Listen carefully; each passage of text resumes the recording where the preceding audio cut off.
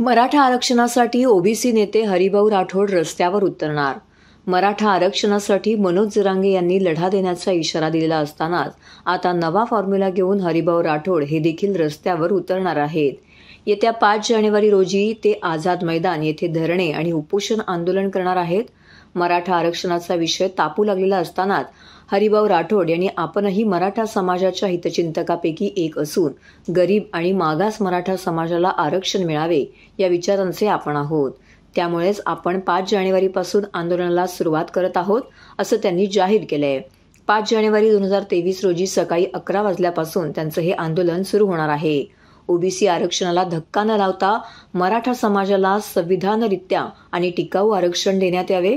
दरम्यान या काळामध्ये 12 बलुतेदार समाजाने सुद्धा ओबीसी आरक्षणातून स्वतंत्र आरक्षण द्यावे। राजपूत भामटा हा शब्द अपमानजनक असून अप्रतिष्ठा करणारा असल्यामुळे या समाजाची मागणी भामटा शब्द वगळण्याची आहे। भामटा हा शब्द वगळण्याची आवश्यकता असून राजपूत समाजाला ओबीसी यादीत अंतर्भाव करून त्यांना ओबीसीचे आरक्षण द्यावे। यश अन्य मागण्या या आंदोलनामध्ये सरकारकडे करण्यात येणार असल्याचंही त्यांनी सांगितलं आहे।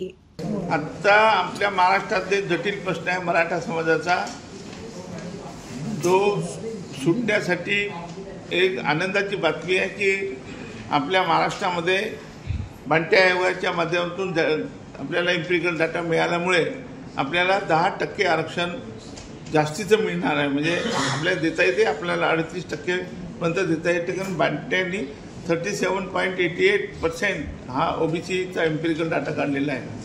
त्यामुळे आपल्याला आरक्षण देता येते।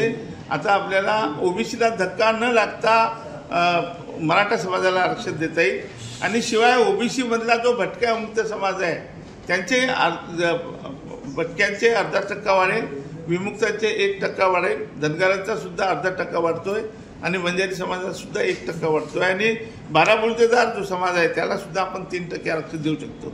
शिवाय माळी, तेली आणि आगरी आणि भंडारी यांना सुद्धा आपण 4% आरक्षण देऊ शकतो आणि 2% आरक्षण जे एसबीसीला होतं, जे 50%च्या वर गेलं होतं, त्यांना सुद्धा आपण संविधानिक आरक्षण देऊ शकतो। ही आनंदाची बातमी आपल्या मार्फत महाराष्ट्राला मी देऊ इच्छितो।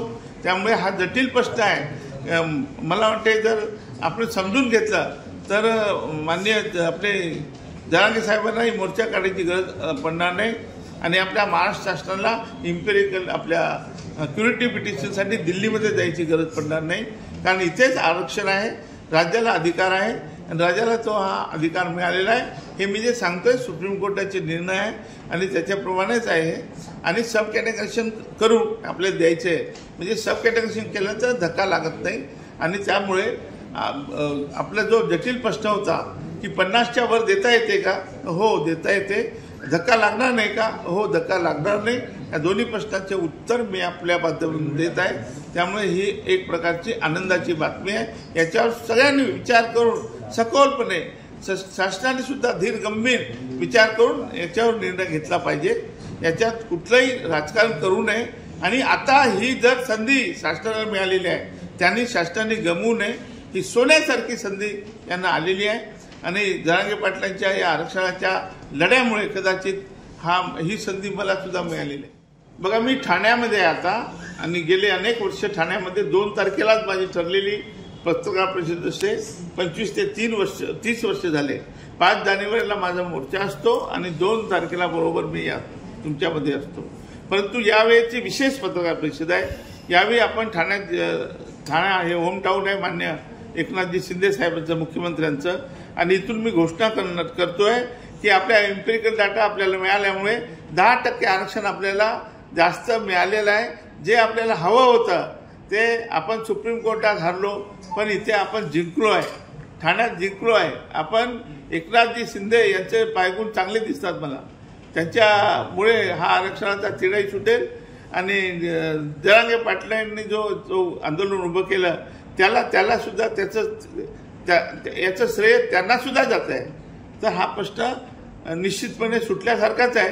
आता एकदा माझ्याशी मुख्यमंत्री आणि उपमुख्यमंत्र्यांनी मला अर्धा तास द्यावं, त्यांना समजून सांगतो पुढचं काय कारवाई करायची आहे ती आपण 7 दिवसात हार्डली आपण 10 तारखेला आरक्षण देऊ शकतो। हा जो आरक्षण आहे ह्याच्यामध्ये धनगर आणि ओबीसी सगळ्यांना सामावून घेत आहे। सगळ्यांना वेगवेगळे आरक्षण आहे. धनगरांना आहे, भटक्यांना आहे, विमुक्तांना आहे, बंजारीला आहे. आता आपण 12 बोलतेदारांना सुद्धा आरक्षण देऊ शकतो आणि शिवाय SBCनं संविधानिक आरक्षण देऊ शकतो आणि माळी तेली आणि आगरी भंडारी यांना सुद्धा वेगळं आरक्षण देऊ शकतो. त्यामुळे सगळ्यांनी फटाके वाजवायचंच काम आहे, पेढे वाटवायचंच काम आहे. त्या अशा प्रकारचा हा फॉर्म्युला आहे. कोणी कोणाला धक्का लागणार नाही. मराठाला आरक्षण मिळेल, आमच्या भटक्या मुक्तांना, 12 बोलतेदारांना, आमच्या माळी तेली आणि आग्र्यांना मिळेल आणि मराठा कुणबी पाटीदार, लेवा पाटील आणि राजपूत समाजाला मिळेल. सगळ्यांना आनंद आहे. 38% आनंद. म्हणजे आनंद आता फक्त पेढे वाटायचेच काम आहे.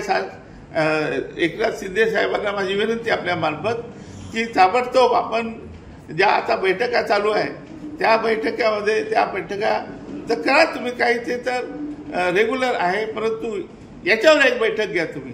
मी जे काही सांगितलं, बांधत्या आयोग वाढलेला आरक्षण धक्का लागणार नाही आणि सब कॅटेगरेशन करू, याच्यावर आपण बैठक लावावी. हा प्रश्न जो मराठा समाजाचा जटिल प्रश्न आहे, गेले कित्येक वर्ष मी याच्यावर चर्चा ऐकतो, तो आज सुटल्या जात आहे.